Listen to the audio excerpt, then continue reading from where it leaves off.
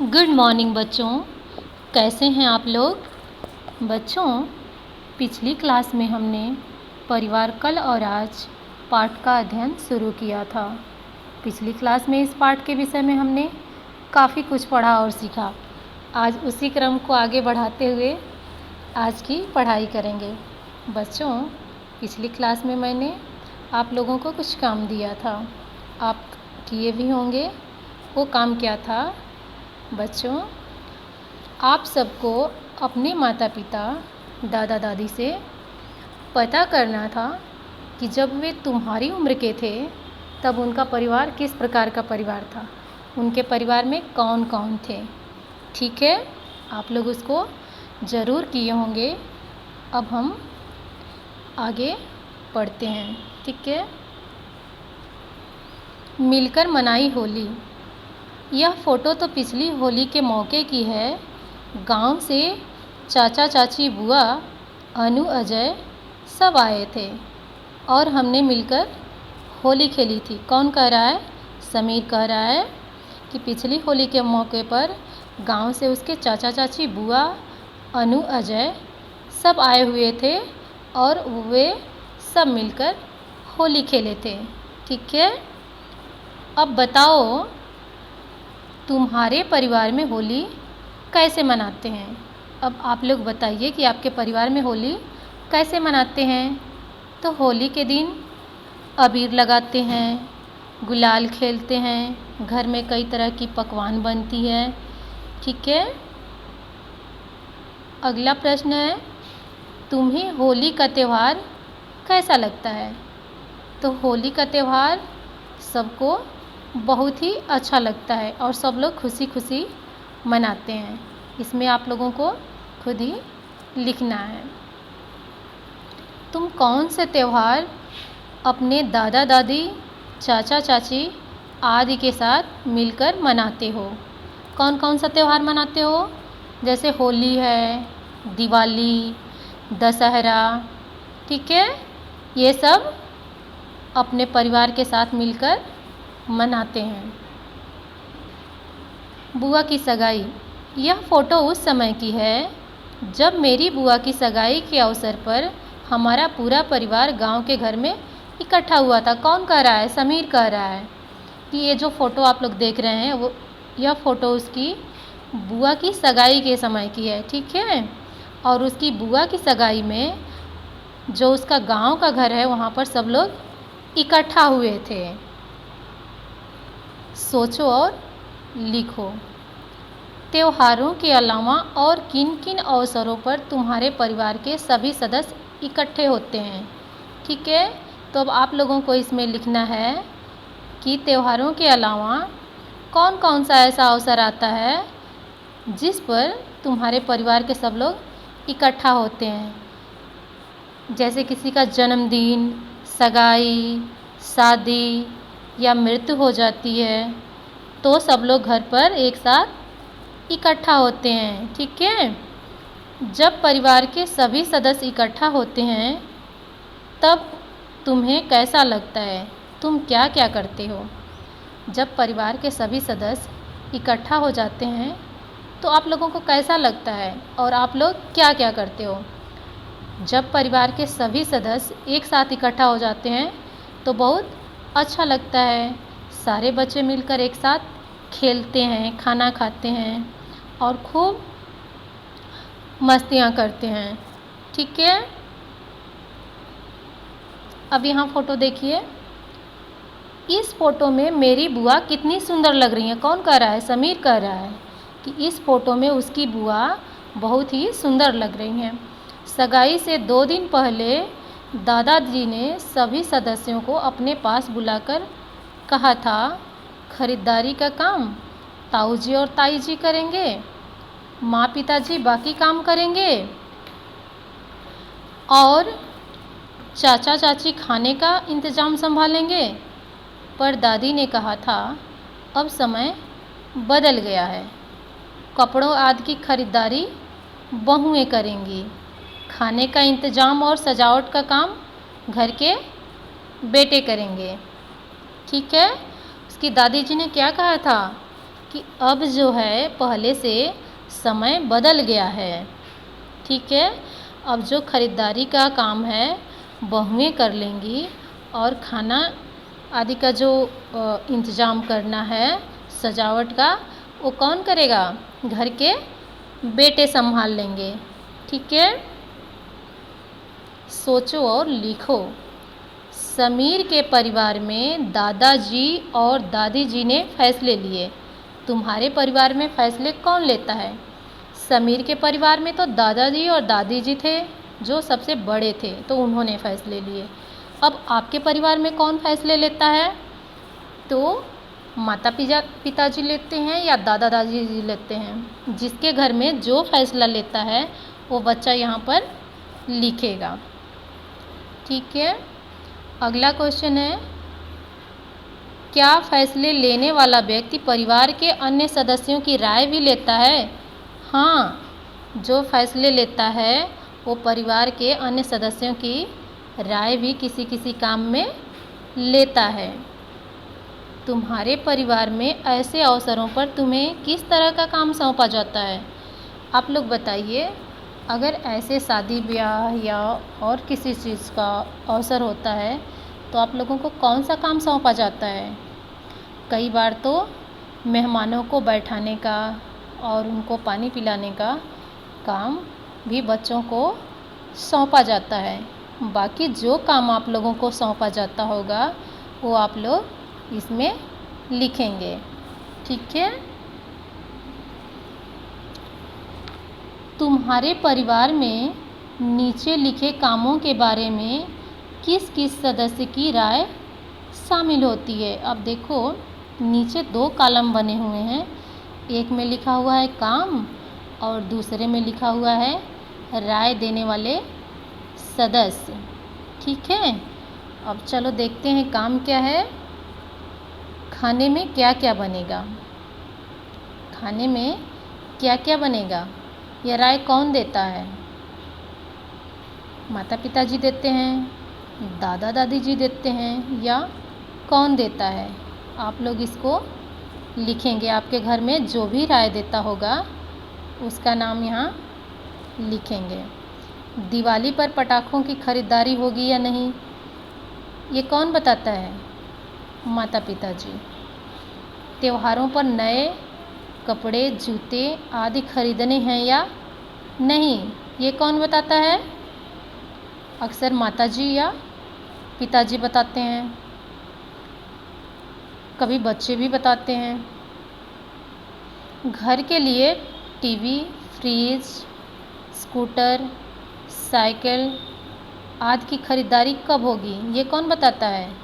ये चीज़ें भी घर के बड़े लोग ही बताते हैं, क्योंकि पैसा उन्हीं को देना होता है। ठीक है, अब चलो चर्चा करो। यदि तुम्हें एक दिन के लिए तुम्हारे परिवार का मुखिया बना दिया जाए तो तुम परिवार के लिए क्या फैसले लोगे? ठीक है, मुखिया यानी मालिक। अगर आप लोगों को एक दिन के लिए घर का मालिक बना दिया जाए तो आप लोग कौन सा फैसले लोगे? जिसको भी जो फैसला अच्छा लगे वो यहाँ पर लिखना है। जैसे है भोजन संबंधी, खाना बनाने संबंधी फैसला लोगे, या फर्नीचर खरीदने में, कपड़े खरीदने में, या टीवी देखने में। अगर मुझे बना दिया जाए तो मैं टीवी देखने में लूँगी। सहभोज, यह उस दिन के सहभोज की फ़ोटो है जब हमारे गांव में लोगों ने पहली बार खड़े होकर खाना खाया था। कौन कह रहा है? समीर कह रहा है कि यह जो फ़ोटो आप लोग देख रहे हैं यह फ़ोटो सहभोज की है, जब उसके गांव में लोगों ने पहली बार खड़े होकर खाना खाया था। पहले तो गांव में पंक्तियों में बिठाकर पत्तलों में खाना खिलाया जाता था। कैसे खाना खिलाया जाता था? पंक्तियों में बैठा दिया जाता था और फिर पत्तलों पर खाना खिलाया जाता था। मिट्टी के बर्तन बनाने वाली बत्तो काकी के परिवार को भी खाने पर बुलाया जाता था।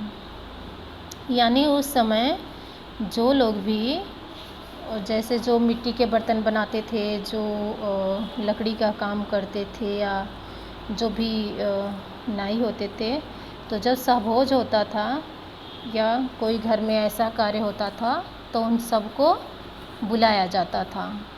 ठीक है, क्योंकि वो भी हमारे समाज के एक अंग हैं और किसी न किसी तरह वो हमारी बहुत ही ज़्यादा मदद करते हैं। जैसे सफाई कर्मचारी हैं, लकड़ी का काम करने वाले हैं, नाई हैं, ठीक है, वो हमारी मतलब पूरे समाज की मदद करते हैं। इसलिए जब हमारे घर में कोई कार्य होता है, सहभोज होता है, शादी होती है, पूजा पाठ होता है, तो हम बहुत ही प्यार से उनको भी बुलाते हैं। ठीक है, तो समीर के घर भी उनको बुलाया गया था। ठीक है, अब पता करो और लिखो। अपने दादा दादी माता पिता से पता करो कि उनके समय में शादी में किस तरह का भोजन बनाया जाता था। अब आप लोग अपने दादा दादी माता पिता से पता करेंगे कि उनके समय में कैसा भोजन बनाया जाता था। तो उनके समय में पूरी, सब्जी, दाल, चावल, मिठाइयाँ, मतलब सादा भोजन बनाया जाता था। आज के जैसे मतलब भोजन नहीं बनता था। ठीक है, भोजन किस प्रकार परोसा जाता था। तो पिछले समय में भोजन जो है पंक्तियों में बैठाकर और पतलों पर परोसा जाता था। ठीक है, सोचो और लिखो। क्या तुम किसी ऐसे सामूहिक भोज में शामिल हुए हो जहां पंक्तियों में बिठाकर खाना खिलाया जाता है? अपने साथी से भी पूछो। तो आप लोग सोचो, अपने साथी से भी पूछो कि आप लोग किसी ऐसे सामूहिक भोज में शामिल हुए हो जहां पर पंक्तियों में बैठाकर खाना खिलाया जाता है। अभी भी कोई पूजा होता है, उसमें क्या करते हैं, सब लोग एक पंक्ति में बैठ जाते हैं और पत्तल पर ही उनको खाना खिलाया जाता है। ठीक है, पढ़ा स्वच्छता का पाठ। यह फ़ोटो तब का है जब मेरी नानी हमारे घर आई थी। समीर क्या कह रहा है, यहाँ फ़ोटो आप लोग देख रहे हैं, यह फ़ोटो उस समय की है जब समीर के घर पर समीर की नानी आई हुई थी। ठीक है, नानी को साफ़ सफाई बहुत पसंद है। नानी ने बताया था कि शारीरिक विकास के लिए बीमारियों से बचना और स्वस्थ रहना बहुत ज़रूरी है। इसके लिए शरीर की साफ़ सफाई रखनी चाहिए। खाना खाने से पहले और बाद में हाथ अच्छी तरह से धोने चाहिए। समय समय पर नाखून काट लेने चाहिए। हर रोज़ नहाना चाहिए। शौच के बाद साबुन से हाथ अवश्य धोने चाहिए। अपने शरीर के साथ साथ घर व पास पड़ोस की सफाई भी रखनी चाहिए। समीर की नानी ने ये सब बताया। ठीक है, कि हमें अपने शरीर की साफ़ सफाई भी रखनी चाहिए और अपने आस पड़ोस की भी साफ़ सफाई रखनी चाहिए। ठीक है, सोचो और लिखो। क्या तुम्हारे परिवार के बड़े बुजुर्गों ने भी तुम्हें सफाई संबंधी कोई बात बताई है? लिखो। प्यारे बच्चों, आपके परिवार के जो भी बड़े बुजुर्ग हैं, क्या उन्होंने आप सबको साफ़ सफाई संबंधी कोई बात बताई है? तो बड़े बुजुर्ग हमेशा से कहते थे कि हमें रोज़ नहाना चाहिए, साफ़ सुथरे कपड़े पहनना चाहिए, अपने नाखून काटने चाहिए, शौच जाने के बाद अपने हाथ साबुन से धोने चाहिए। ठीक है, तो जो हमारे बड़े बुजुर्ग हैं वो साफ़ सफाई के लिए हमें हमेशा ही बताते हैं। तो आप लोग भी अपने बड़े बुज़ुर्गों से पूछ करके, जिसके घर में दादा दादी, नाना नानी, बड़ी बहनें या माता पिता, किसी से भी पूछ करके आप लोगों को इसमें लिखना है।